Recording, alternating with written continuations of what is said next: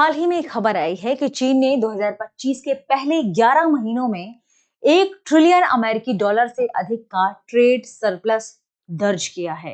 Trade surplus बिल्कुल सही समझ रहे हैं आप, जिसे हम व्यापार अधिशेष के रूप में जानते हैं। यानी जब कोई देश किसी दूसरे देशों को वस्तुओं व्यापार का जब निर्यात करता है और किसी दूसरे देश से जब वस्तुओं को आयात करता है, इन दोनों को टोटल मिला दिया जाए तो जब आप निर्यात ज्यादा करें आयात की तुलना में तो उसे हम कहते हैं ट्रेड सरप्लस। और चाइना के साथ अभी हाल ही में यही घटना घटित हुई है। यानी यह अब तक किसी भी देश द्वारा प्राप्त किया गया सबसे ज्यादा जल्दी और बड़ा अधिशेष बताया जा रहा है। यह इसलिए महत्वपूर्ण है क्योंकि चीन की घरेलू जो मांग है वह कमजोर हो रही है और वैश्विक व्यापार में अनिश्चितता बनी हुई है। ऐसे समय में भी चीन ने लगातार पिछले 2025 की बात करें तो 11 महीनों में 1 ट्रिलियन अमेरिकी डॉलर का व्यापार अधिशेष ट्रेड सरप्लस दर्ज किया। यह आंकड़ा ताकत को भी दर्शाता है और असंतुलन को भी। क्यों? क्योंकि हमने देखा कि जहां वैश्विक व्यापार में अनिश्चितता है, वहीं चीन के खुद के घरेलू बाजार की बात करें तो वहां मांग कमजोर हो रही है। अमेरिका ने चीन पर टैरिफ भी लगा दिया है। वैश्विक व्यापार में तनाव का माहौल बना हुआ है। तो जहां घरेलू मांग में कमी हो रही है, वैश्विक व्यापार में निर्यात बढ़ रहा है, तो ये आंकड़ा बाजार के बाहर निर्यात या ताकत को दिखा रहा है, लेकिन घर पे या घरेलू मांग में कमी की वजह से ये असंतुलन की ओर भी इशारा कर रहा है। क्योंकि चीन का जो उत्पादन है वो बहुत ज्यादा बढ़ गया है। निर्यात तंत्र में इसकी मजबूती का एक प्रमुख कारण ही यही है कि चीन में वस्तुओं का उत्पादन यानी प्रोडक्शन, मैन्युफैक्चरिंग जिसे हम कहते हैं, वह बढ़ रही है। तो आज के इन न्यूज सेशन में हम इन मुद्दों पर चर्चा करने वाले हैं कि चीन की ग्रोथ को हमें कैसे देखना चाहिए, दुनिया इसे किस तरीके से देखती है, इस अधिशेष का अर्थ क्या है, साथ में हम जानेंगे वैश्विक स्थिति कैसी बनी हुई है और अंत में कि आखिर आगे की राह क्या होगी। सबसे पहले बात करते हैं हमारी खबर की। खबर यही जो हमने अभी चर्चा में देखा कि चीन ने अपने ट्रेड सरप्लस को दर्ज किया है 11 महीने में 1 ट्रिलियन अमेरिकी डॉलर। और एक और टर्म आपके सामने आएगा, चाइना शॉक। कि चाइना शॉक क्या है, क्योंकि क्या कहा जा रहा है, दूसरा चाइना शॉक। तो हम इसके बारे में भी थोड़ा सा डिटेल में चर्चा करेंगे कि दूसरा चाइना शॉक क्या है। ठीक है, खबर हमने देखी कि 2025 के शुरुआती 11 महीनों में चाइना ट्रेड सरप्लस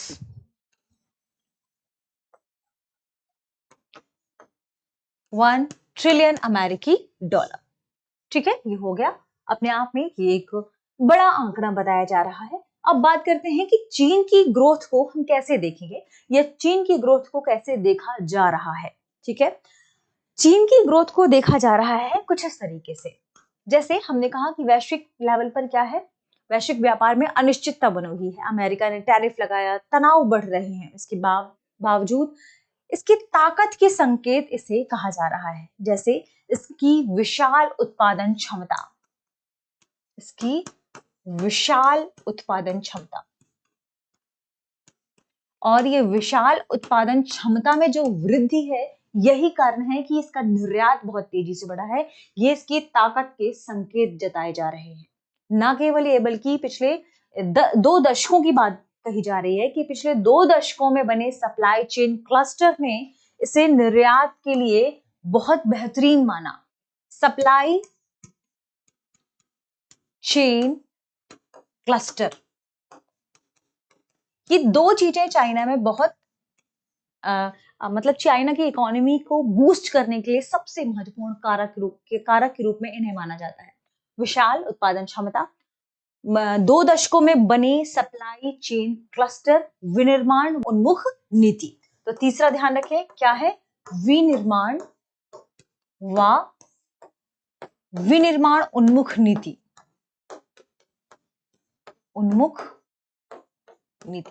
तो दुनिया इसे कुछ इस तरीके से देख रही है कि ये प्रमुख कारण हैं जिनकी वजह से देखा जा रहा है कि जो चाइना का निर्यात है वो लगातार बढ़ा है, साथ में उसकी कमजोर होती मुद्रा, ठीक है, रेनमिनबी जिसे हम कहते हैं, उसकी कमजोर चीनी मुद्रा इसका प्रमुख कारण है। लेकिन ये भले ही ताकत के संकेत हैं, ये भले ही ताकत के संकेत हैं, कुछ संकेत कमजोरी के भी हैं, यानी दुनिया इन्हें कमजोरी के रूप में भी देखती है। जैसे बहुत अधिक मात्रा में यदि प्रोडक्शन हो रहा है, वस्तुओं का विनिर्माण हो रहा है, इसके बावजूद घरेलू मांग कमजोर है, इसके बावजूद घरेलू मांग कमजोर है।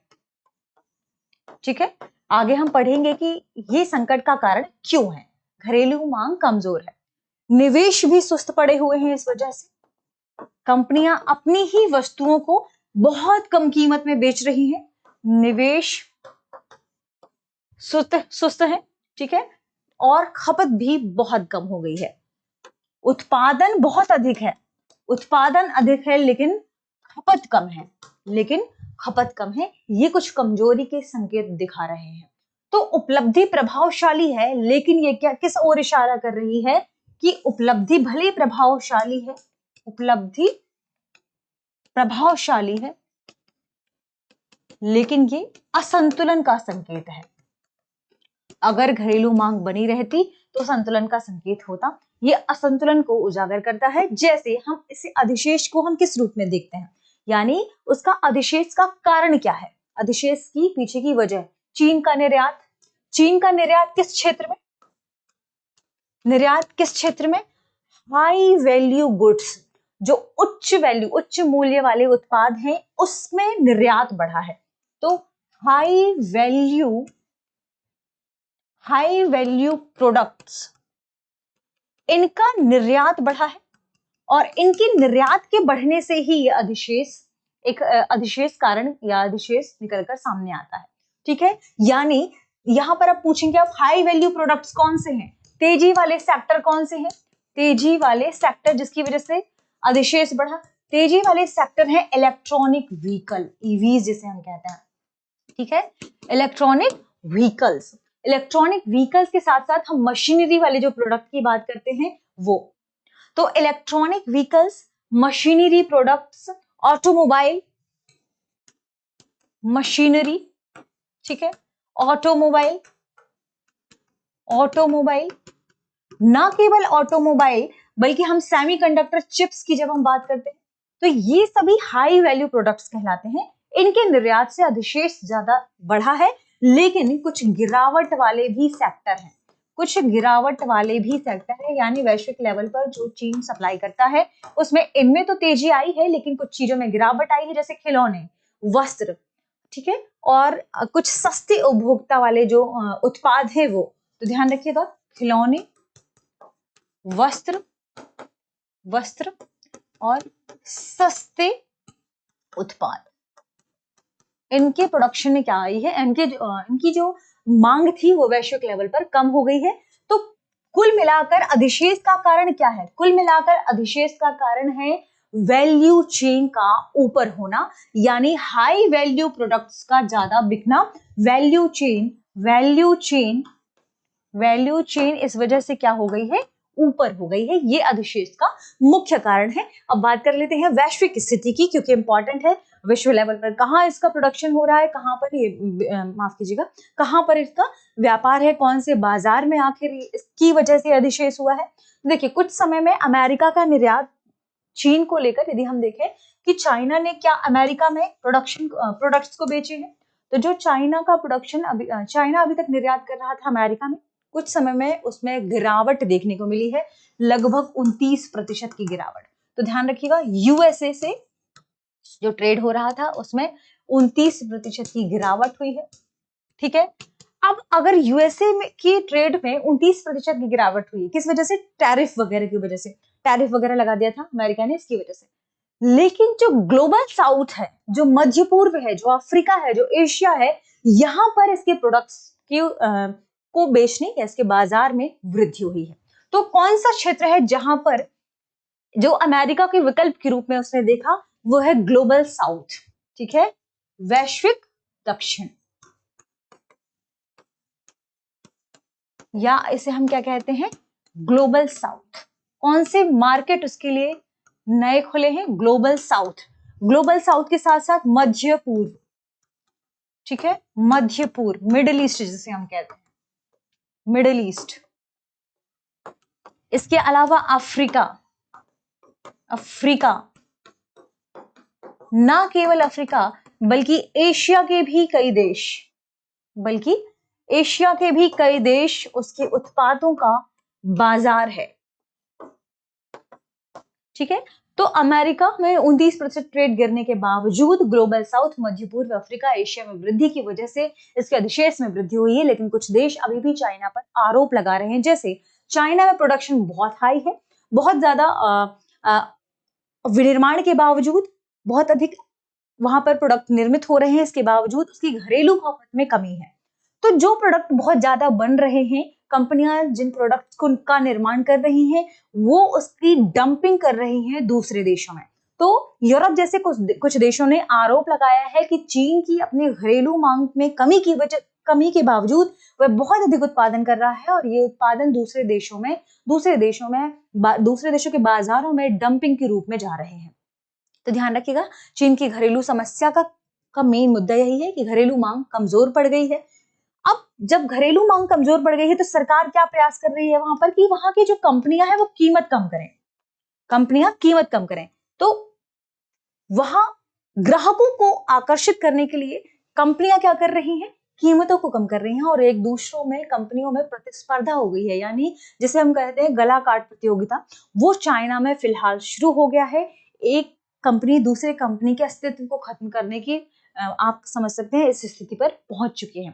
तो घरेलू मांग में गिरावट, भारी उत्पादन क्षमता, ये दोनों चाइना के लिए नकारात्मक दृश्य, आप कह सकते हैं भविष्य में नकारात्मक हो सकते हैं।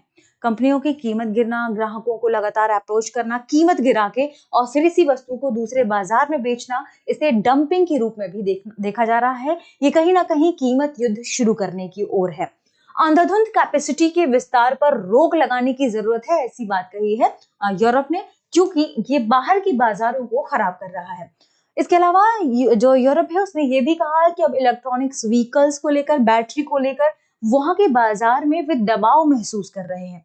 तो भविष्य में कहीं ना कहीं चाइना का ये जो हाई आप कह सकते हैं मैन्युफैक्चरिंग है, भारी उत्पादन क्षमता है, ये दूसरों देशों को चूंकि डंपिंग लग रही है तो ये इस उत्पादों के प्रोडक्शन को भी प्रभावित करने वाली है। सबसे ज्यादा जो प्रभावित होंगे वो होंगे सस्ते उत्पाद। ठीक है, सस्ते उत्पाद। ऐसे में चाइना को किस ओर जाने की जरूरत है? क्या दुनिया चीन पर निर्भर रहेगी या दूसरा चाइना शॉक लगने वाला है? अब हम जानेंगे चाइना शॉक। क्या दूसरा चाइना शॉक संभव है? देखिए, हम अगर निकट भविष्य की बात करें, हाल फिलहाल की बात करें, तो चीन की लागत बढ़ी। अगर हम निकट भविष्य की बात करें, ठीक है, निकट भविष्य की बात करें तो चीन की लागत, सप्लाई चेन सब प्रतिस्पर्धी हैं।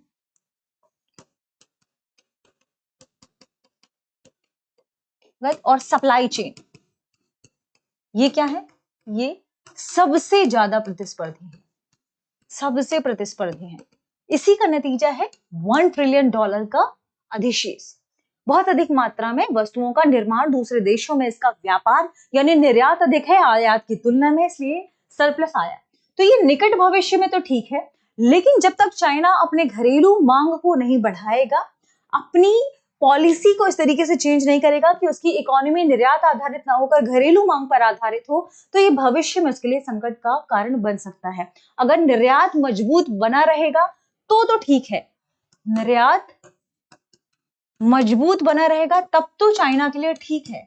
लेकिन एक और कारण है जिस पर चाइना को ध्यान देने की जरूरत है, वो है घरेलू मांग को बढ़ाना। ये एक मुख्य कारण है जिस पर चाइना को ध्यान देने की जरूरत है, क्योंकि दीर्घकाल में क्या होगा कि कई देश चीन पर निर्भरता घटाएंगे, और जब देश चीन पर निर्भरता घटाएंगे, जैसे अभी कुछ क्षेत्रों में देखा भी जा रहा है, इलेक्ट्रॉनिक्स व्हीकल्स को लेकर, सेमीकंडक्टर चिप्स को लेकर, सोलर पैनल्स को लेकर, बहुत से ऐसे देश हैं जो जैसे ईवीज, चिप्स, सोलर पैनल, इन्हें लेकर देश चीन पर कम निर्भर हो रहे हैं। ऐसे में आने वाले समय में चीन पर संकट आ सकता है व्यापार को लेकर। जैसे 2000 में चाइना में एक शॉक आया था जिसे फर्स्ट चाइना शॉक कहा जाता है। 2000 में 20s में चाइना को एक फर्स्ट शॉक मिला था जिसे फर्स्ट चाइना शॉक कहा जाता है। वो क्या है कि अचानक से देशों ने वस्त्र और खिलौने खरीदना बंद कर दिया था। अचानक से देशों ने कंज्यूमर गुड्स जो थे वो खरीदना बंद कर दिया था। उसे चाइना का फर्स्ट शॉक कहा जाता है। जो नाउ अभी जो कंडीशन है, न्यू शॉक जो चाइना को मिलने वाला है वो मिलेगा इलेक्ट्रॉनिक व्हीकल्स को लेकर, बैटरी को लेकर, सोलर एनर्जी को लेकर, और इसके अलावा आप कह सकते हैं ऑटोमोबाइल सेक्टर को लेकर, जिसे कहा जा रहा है हाई टेक सेक्टर से मिलने वाला शॉक, जैसे हाई टेक सेक्टर से मिलने वाला शॉक या सेकंड चाइना शॉक कहा जा रहा है। ठीक है, तो ध्यान रखिएगा, अगर घरेलू मांग को चाइना नहीं बढ़ाता, यानी भविष्य में हम क्या कह सकते हैं कि क्या चीन अपनी अर्थव्यवस्था को निर्यात आधारित अर्थव्यवस्था से घरेलू खपत आधारित अर्थव्यवस्था में बदल पाएगा। अगर यह बदल पाता है तो संभव है, अगर यह ऐसा नहीं हो पाता, क्योंकि अगर अधिशेष बढ़ता गया तो एक ऐसा कारण हो सकता है घरेलू मांग कम हो। घरेलू मांगों को बढ़ाएगा तो ही सेकंड चाइना शॉक से बच पाएगा, नहीं तो सेकंड चाइना शॉक की संभावना जताई जा रही है। बहुत सारी ऐसी वैश्विक संस्थाएं हैं जो इकोनॉमी से संबंधित है जिन्होंने सेकंड चाइना शॉक की बात कही है। ठीक है, तो सेशन में आगे बढ़ने से पहले एक और महत्वपूर्ण सूचना है। सूचना ये है कि अगर आप घर बैठे करना चाहते हैं यूपीएससी की तैयारी, तो दृष्टि लेकर आया है एक नया कोर्स जिसका नाम है studio GS foundation live online course. ये लाइव ऑनलाइन कोर्स डायरेक्ट होगा स्टूडियो से, जिसमें आपको लाइव क्लासेस कराई जाएंगी। इसका जो पूरा संपूर्ण कवर है वो मात्र 14 महीने का है, यानी 14 महीने में आपको जीएस फाउंडेशन पढ़ाया जाएगा, वो भी मात्र कम कीमत में। कितनी? 24,999 रुपए में, और इसे भी आप इंस्टॉलमेंट में दे पाएंगे। तो एडमिशन शुरू हो चुके हैं। कॉल करिए 8750187501 पर, नंबर नोट कर लीजिए 8750187501 पर, और डाउनलोड करिए दृष्टि लर्निंग ऐप। दृष्टि लर्निंग ऐप में भी आपको इस कोर्स की संपूर्ण जानकारी मिलेगी। इस कोर्स में आपको जीएस फाउंडेशन के साथ साथ करंट अफेयर की 2 साल तक की क्लासेस का एक्सेस भी मिलेगा, और साथ में करंट अफेयर की 24 महीने तक पीडीएफ भी मिलेगी। तो जल्दी एडमिशन शुरू हो चुके हैं, देर किस बात की। अपने जो भी आपका सपना है आईएएस बनने का, यूपीएससी की प्रिपरेशन करने का, उसे आप साकार कर सकते हैं। कॉल कर लीजिए 8750187501 पर।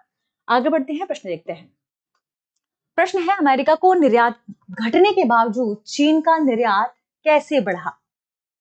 अमेरिका को निर्यात घटने के बावजूद चीन का निर्यात कैसे बढ़ा? ऑप्शन ए घरेलू मांग बढ़ने से, ऑप्शन बी रूस और यूरोप की मांग बढ़ने से, ऑप्शन सी ग्लोबल साउथ और अन्य गैर अमेरिकी बाजारों में विस्तार से, ऑप्शन डी अमेरिका द्वारा आयात प्रतिबंध हटाने से। इस प्रश्न का सही जवाब कमेंट सेक्शन में देना ना भूलें। मिलते हैं अगले वीडियो में, शुक्रिया। अब एग्जाम की तैयारी को और बेहतर करने के लिए हमारे चैनल को लाइक, शेयर और सब्सक्राइब करना ना भूलें।